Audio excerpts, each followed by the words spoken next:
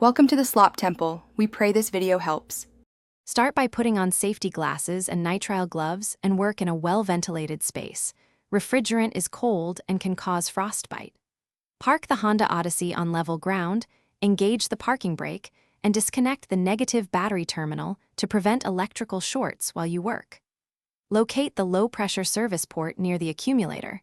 You will need a can of R134A, a compatible low-side gauge, and a 12 Oz flow restrictor, or charge hose, rated for automotive with the engine idling and the A/C set to maximum cooling and blower on medium.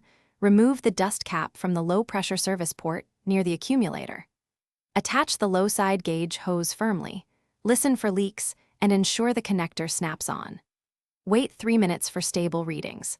A properly functioning system with R134A typically shows low-side idle pressure around 30 to 45 psi, and you will use that reading to determine if charging is needed.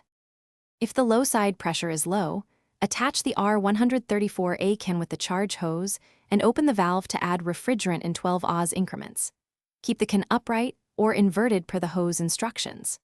After each 12 Oz, close the valve and wait 10 minutes for pressures and cabin temperature to stabilize, aiming for low-side pressure between 30 and 45 psi and an evaporator outlet or vent air near 40 degrees Fahrenheit. If pressure climbs above 60 psi or vents warm, stop immediately and